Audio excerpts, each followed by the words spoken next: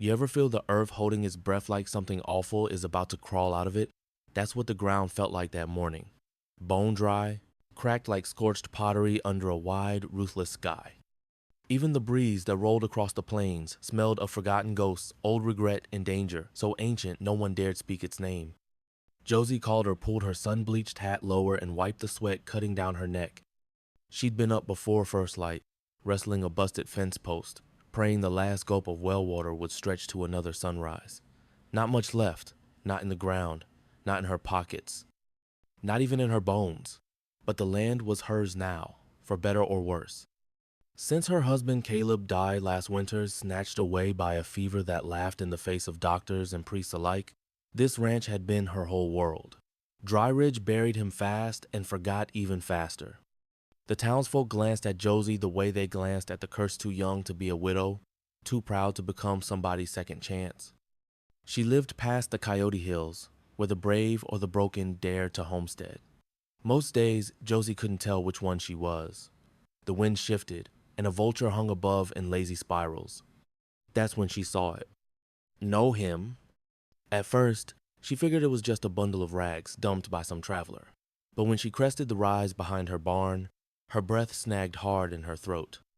A man lay sprawled on the cracked dirt, his chest barely rising.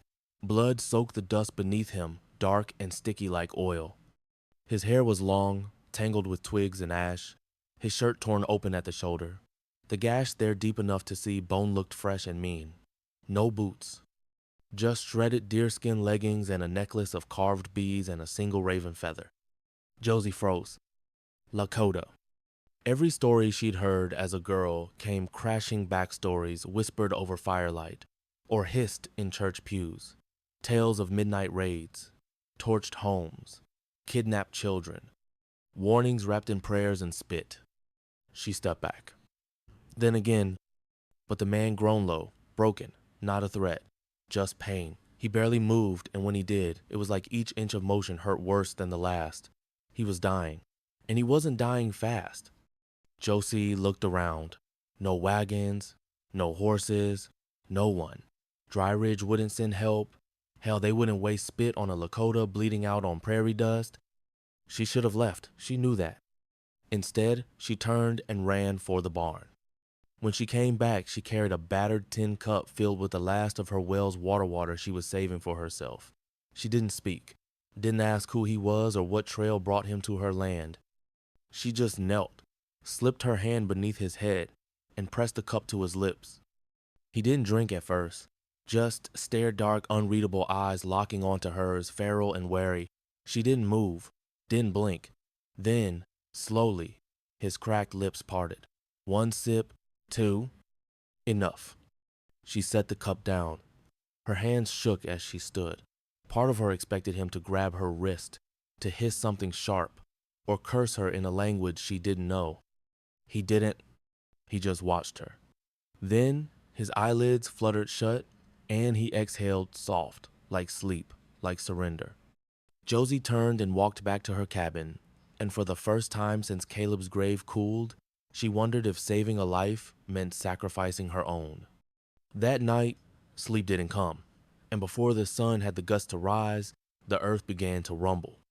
Not thunder from the clouds, thunder from hooves. Dozens of them. They came like ghosts from the canyon rim. Riders, lying shoulder to shoulder against the early fire of dawn, moved with eerie quiet. No dust, no war cries. Just the sound of hoof steady, sure. The kind of sound that meant purpose. Josie stood on her porch, frozen. One hand gripped Caleb's old rifle. It wasn't loaded. She didn't even know if it worked, but it was something. A bluff at least. The first horseman appeared past the edge of the cattle pen, then another, then more. Within heartbeats, her ranch was boxed in by warriors.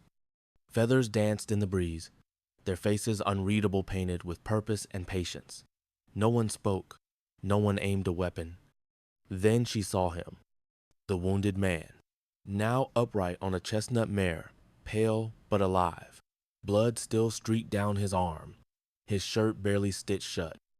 He dismounted, slow and stiff, never breaking eye contact. The others watched in silence. Josie's pulse rattled in her ears. He stepped toward her, limping but proud. Like every step was a declaration.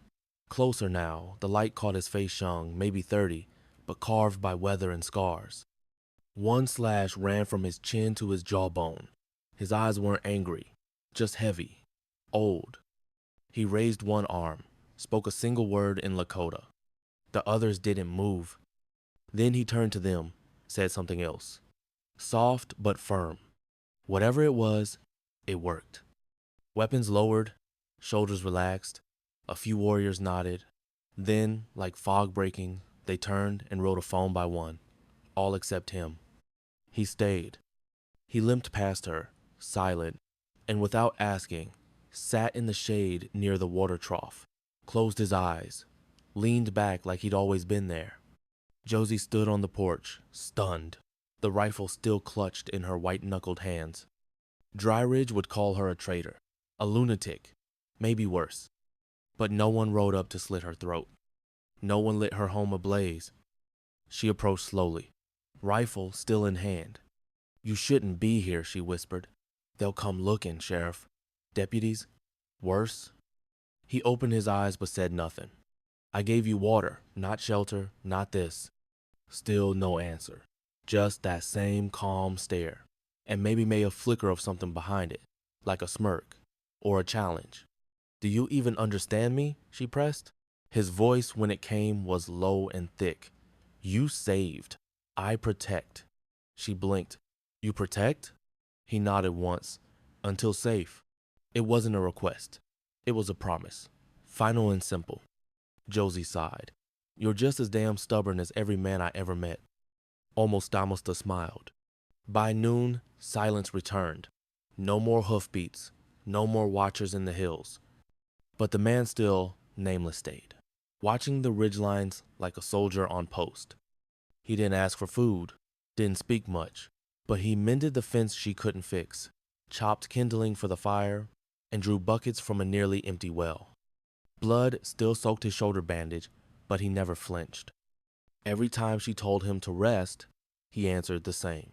"You gave, I return." By nightfall, Josie set 2 plates on the porch table. One for her, one for him. He nodded but didn't eat until she did. That night, lanterns off, she glanced out the window. There he was under a sky of stars, still seated, still watching. Not a guest, not a prisoner. Something else. Something that felt like safety. "You're sheltering danger, Isabel. That's not kindness, it's treason." "He's not a threat," she replied, voice steady. "He was bleeding. I gave him water." One of the ranchers chuckled, nasty and low. "So that's what we're calling it now?" Marshal Greaves lifted a hand, trying to steady the storm. "That's enough, Isabel. Just be careful. Folks are on edge." She left without the coffee. The weight of their eyes clung to her all the way home. That evening, Isabel sat on her porch, arms wrapped tight around herself, trying to breathe. Near the water trough, the Lakota man Takakota sat sharpening a blade with slow, methodical strokes. He hadn't spoken much, but she felt his awareness. She didn't have to look to know he heard her. "They think I'm sleeping with you," she said suddenly. He paused, didn't look up. "They think I'm a traitor." Still nothing, just the soft scrape of stone on steel. "You're not going to say anything?" she asked, voice brittle. He tilted his head, considered her. "Words are smoke." She almost laughed at the absurdity of it. "Easy for you to say. You're not the one they're fixing to drag out of town." He turned fully to her now. "You gave water to one dying. That is not shame. That is root." "Root?" He nodded slowly. "Among my people, water is not just for body, it's for spirit. To offer it is to give life. What you gave cannot be repaid." The quiet between them deepened. Then, in a whisper, she said, "You talk like someone who's lost more than blood." His eyes darkened. He turned back to the blade. She didn't push further. That night, long after the lantern died, Isabel shot up from bed to the sound of cracking wood. Voices outside. A scream that ended too soon. She rushed to the window. 5 men. Guns. Lanterns. One of them kicked in the barn door, barking, "Come on out, redskin lover." She snatched the rifle from beside the door, still useless in her hands, but it felt better than nothing. Then, just as the front door burst, a shape moved faster than thought. A flash of blade, a howl of pain. In under a minute, the yard went still. 4 men writhed on the dirt. One had vanished into the dark. Takakota stood near the fence, chest heaving, knife wet and gleaming. "I stay," he said, not as a question, not seeking permission, "until all danger sleeps." Isabel nodded once, heart hammering against her ribs, because for the first time since Caleb died, she didn't want to be alone anymore. By sunrise, the wounded were gone. She hadn't asked where he took them. She didn't need to. None had died, but all had been marked. She'd seen how he moved, like wind with a blade. Death had come close, then stepped back. Word traveled fast. By noon, half of Hollow Rock was whispering. Marshal Greaves arrived with 2 deputies, halting just shy of her gate. Isabel met them on the porch, arms wrapped in a shawl, hands trembling beneath it. "We heard there was trouble," Greaves said, hat in hand. "You all right?" "I'm breathing." His eyes flicked toward the barn. Was it true? Were they after him? She said nothing. "Isabel, I can't help you if—" "I never asked for your help," she cut in, voice cold still. The wind stirred. One deputy sneered. "She's harboring a savage. Those men came to run him off, protect the town." "They broke into my home," Isabel said, stepping forward. "You call that protection?" Greaves raised a calming hand, but tension coiled tight in the air. "You're putting us all at risk," the deputy snapped. "Those savages will turn on you faster than—" A shadow emerged from behind the barn. Takakota. No weapon, no words, just presence. Enough to draw the deputies' hands to their holsters. "Stand down," Greaves barked. Takakota raised both hands, calm as a whisper, and stepped back into the dark. Greaves turned to her, expression heavy. "You have to choose, Isabel, the town, or him. You can't have both." She didn't blink. "I never chose either." The marshal left, regret in his saddle, but the deputy rode off burning with hate. That night, Isabel sat near the fire, shoulders hunched. "You shouldn't have come out," she said quietly to Takakota. "You're just giving them reasons." He stirred the coals. "They do not need reasons, only excuses." She watched the flames dance. "I used to think this land was home. Now I don't know if it ever was." He turned to her. "Home is not place. It is choice. What if I chose wrong?" He was quiet for a long moment. "Then we fight for it." The next day, church doors slammed when she entered. Mothers pulled children close. The preacher turned his back. In the saloon, laughter stopped when she passed. One voice muttered, "Witch." Another threw a stone. It struck her shoulder hard. She didn't cry. She didn't stop. That evening, she found something left on the portrait charm of woven straw and feathers. Lakota protection. She looked to the trees. He was near. Not out of debt, but because something had changed. Something invisible but real had tied them together. A thread knotted by water and wound tighter with every danger. That night, the wind howled as if it were trying to speak. Inside, the shutters shook. The lantern flickered. Isabel lay in bed, wide-eyed, the ache from that thrown stone still fresh. She knew it before it happened. They would come again, and they did. At midnight, boards creaked. Boots whispered against the porch. A slam.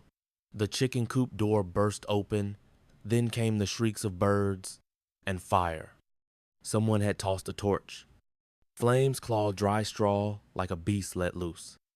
Isabel bolted from bed, grabbed the rifle, ran barefoot to the yard. 4 men, rope, a branding iron red as a devil's smile, and Brody. Of course it was Brody.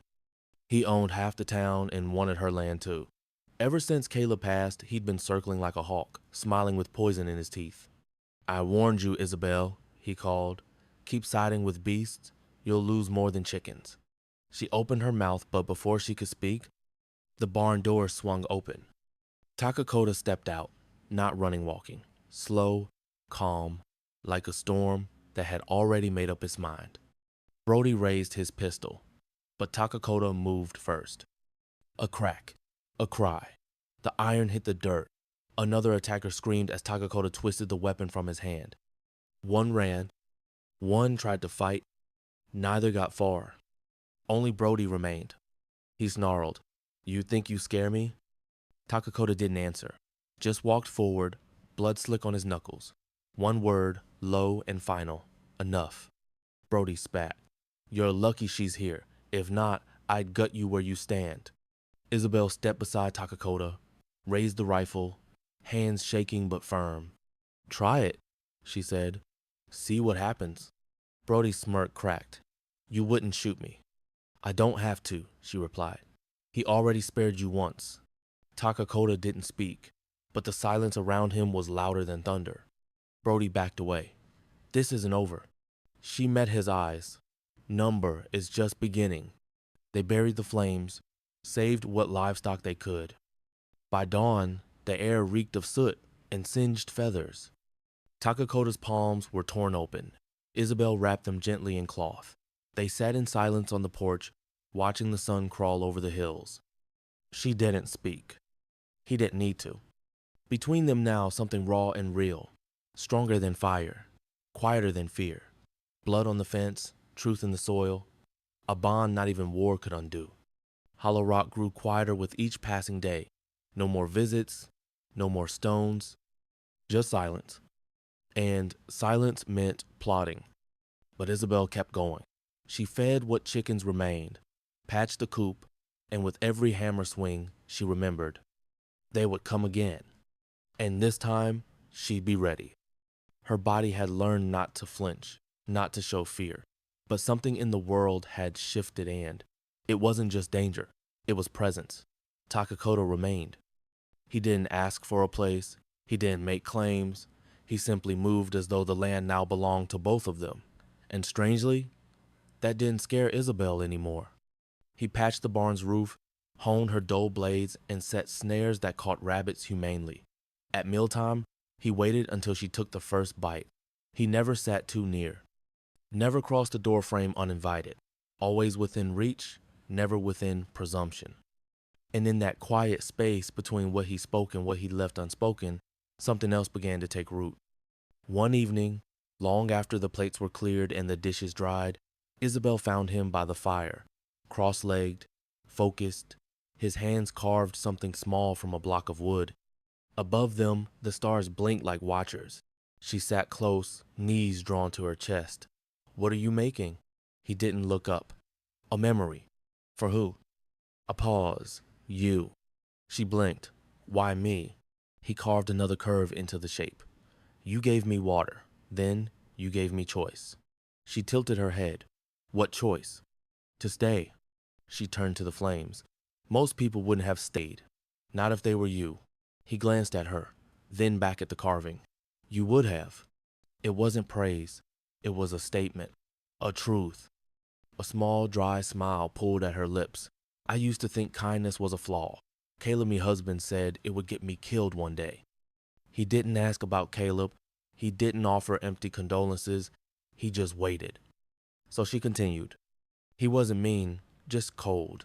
Thought affection was something owed, not given, like taxes or ties." Takakoto turned the carving. It was forming wings, now broad, proud. A hawk, maybe. "And you?" he asked quietly. She hesitated. "I thought love was something to earn. If I worked hard enough, smiled enough, stayed quiet enough, maybe I'd deserve it." He paused, then looked her in the eye. "You were always worthy." The words hit her like thunder through drought. She didn't reply, but her eyes shimmered. By morning, she found I trusting on her windowsill. The hawk, carved smooth and sure. Around its neck, a single black bead. She ran her thumb along its wings and slipped it into her pocket. Near her heart, that day she made cornbread. Not the scratched Kendrill cornbread, from the last of her best flour. She took it out to him by the fence line. They ate together beneath the cloudless sky. Still no words. They didn't need them. What had formed between them now was a language all its own, forged in fire, grown in silence, spoken through presence. The first time she touched his skin, it wasn't intentional. They were lifting a fallen beam on the barn roof. Her grip slipped. His hand caught hers firm, calloused, steady. Her gaze dropped to the scar running down his forearm from the base of his thumb to his elbow. "How'd that happen?" she asked, voice soft. He let go, slowly. A pause. "I was 13. Soldiers came." She stayed still. "They said we'd stolen cattle. We hadn't. They burned our fields anyway, took my brother, torched our lodge." He looked past her, into memory. "My mother pushed me out the back. Told me to run. I didn't want to, but I did." He rubbed the scar. "A blade caught me as I fled. I bled under a cedar tree for 3 days." Isabel swallowed. "And your mother?" His voice shrank. "They left her in the ashes."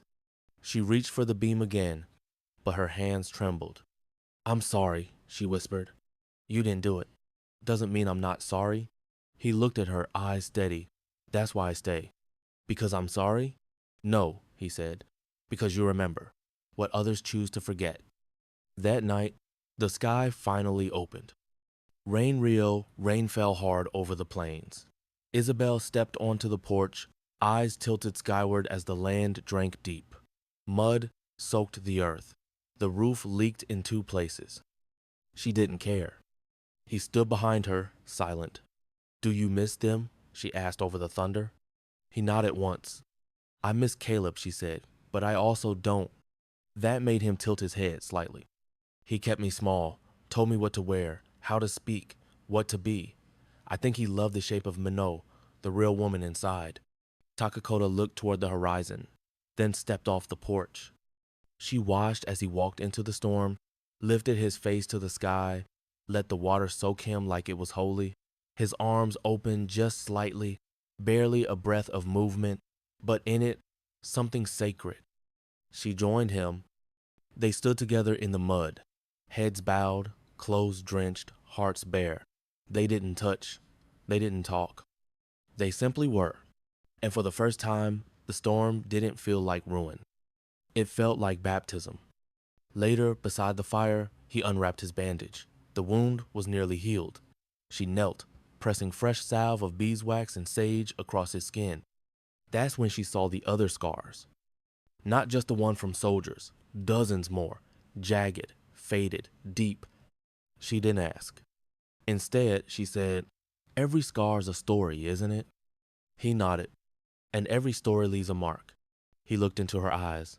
"And some marks lead us to those who can carry them with us." She stopped breathing for a moment, because, without even realizing it, she had begun to carry his, and maybe just maybe he had started to carry hers. The storm passed, but what it left behind wasn't just puddles and clean air. It left stillness. A new kind of peace settled over the ranch. One Isabel hadn't known in years. The air smelled sweeter, the soil felt softer, even the surviving chickens clucked like they understood something had changed. But in Hollow Rock, peace never stayed for long. One lazy afternoon, Isabel was clearing out the old attic trunk Caleb's things when she found it. A letter.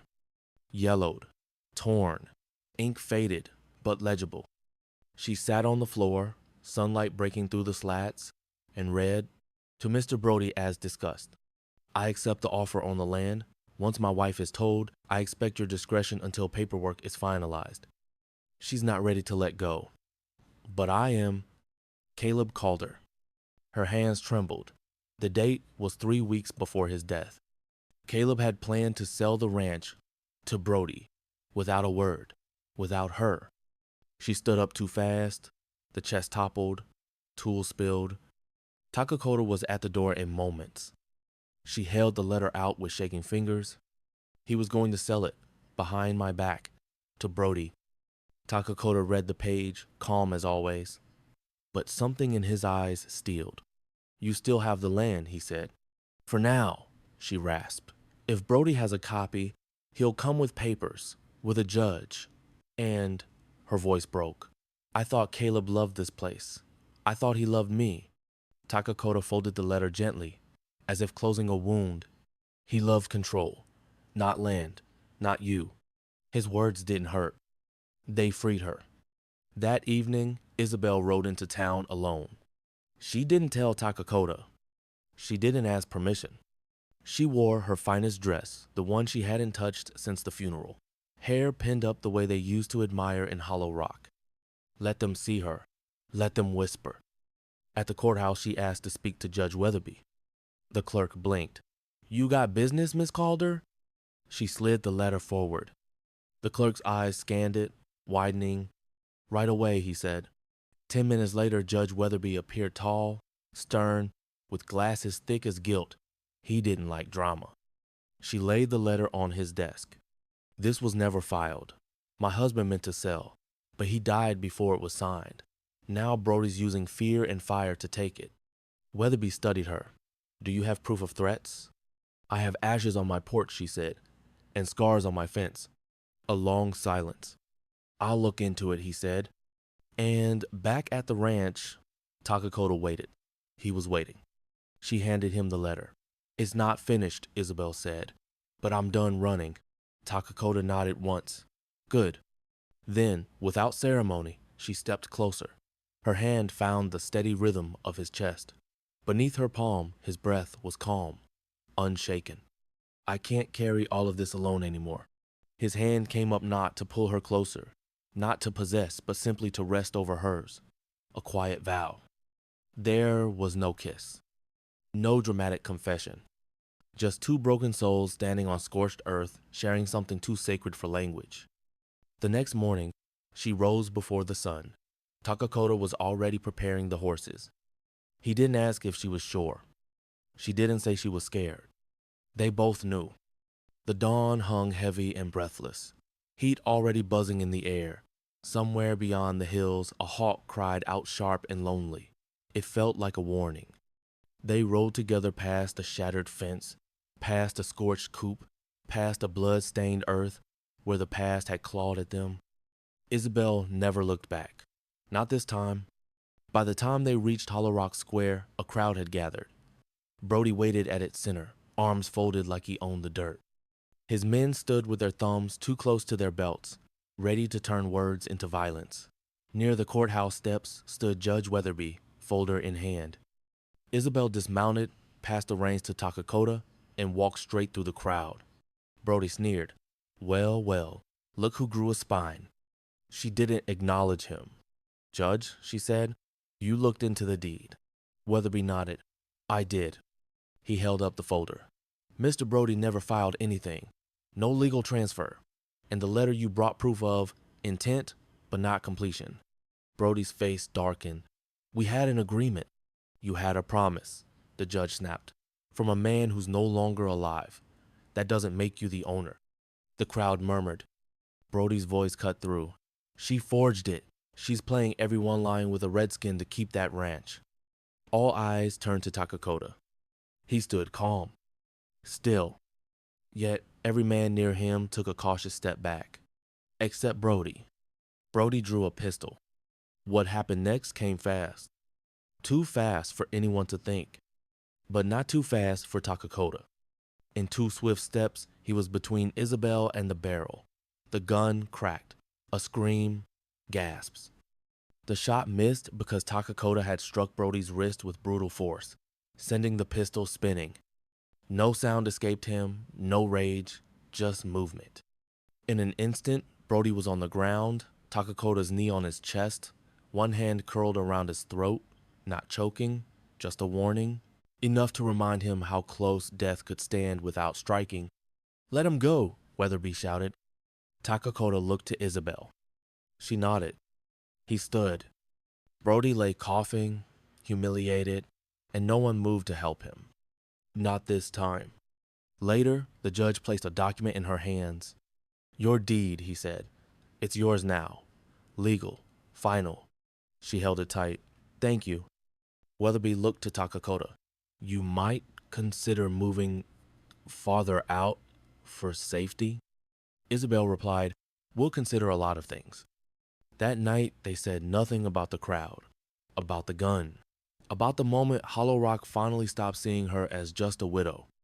Instead, they drank coffee beneath the stars, their shoulders nearly touching.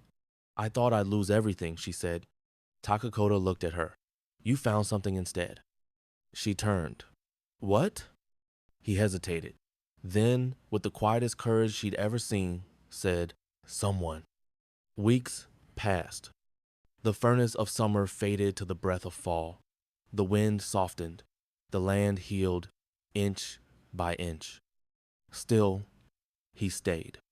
Not as a guest, not as a memory, but something more. Takakota never asked for anything, slept in the barn even after she offered the spare room, ate only what she shared, spoke rarely but lived fully. His presence wove itself into the land like roots quiet, anchoring, necessary. One evening, as Isabel gathered laundry from the line, she caught him standing by the well, not drinking, just watching. She approached, her skirt whispering through brittle grass. "What is it?" He didn't look up. "This is where it began." She nodded. "I thought I was going to die here." "You gave me life," he said. "I didn't do much. You did everything." A long stillness passed between them. Then he reached into his coat and pulled out a small bundle. She opened it slowly. A necklace beads of bone and turquoise, strung with a single raven feather and a stone carved into a wave. "It's beautiful," she whispered. "What does it mean?" He looked at the well. "Water is more than survival. It is memory, spirit, bond." She traced the beads. "And this stone? It means you are not alone." Her breath caught. "I made it for you," he said, "but only if you choose to wear it." She looked up. His eyes didn't flicker. "I choose," she said. From that moment on, change unfolded slowly like spring from frost. The townsfolk still whispered, but a few began to wave. An old woman brought eggs in a basket. A small girl left flowers on the fence. No apologies. No explanations. Just kindness, quiet, and overdue. One afternoon, Sheriff Maddox rode by. He didn't dismount at first, just took off his hat. "I'm not here for trouble," he said. "Just checking in." She offered coffee. He shook his head. "The council? They've decided not to press charges. Not now." "Thank you," Isabel said. He glanced at the barn. Takakota was working fixing a broken wheel. Calm, focused, purpose in motion. "You ever plan on leaving?" Maddox asked.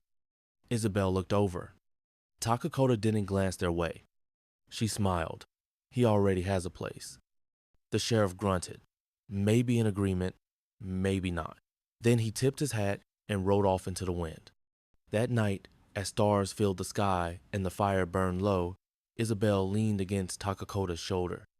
He didn't move away. "Do you ever miss your old life?" she asked quietly. He was silent a long time. "Yes," he finally said, "but this is something new." She nodded. They sat still, listening to the rustle of dry grass, to the creak of wood, to the heartbeat of water below the well. A silence that no longer meant danger.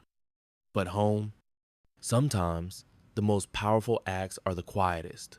A cup of water, a roof repaired, a wound dressed, a presence held. Isabel's story reminds us that kindness holds weight, that love doesn't always roar, it sometimes whispers, and that redemption can begin with nothing more than staying. If this story stirred something in you, let us know in the comments. Have you ever risked something to do what was right? And don't forget to like, share, and subscribe for more stories of strength, quiet defiance, and the kind of love that speaks without a word.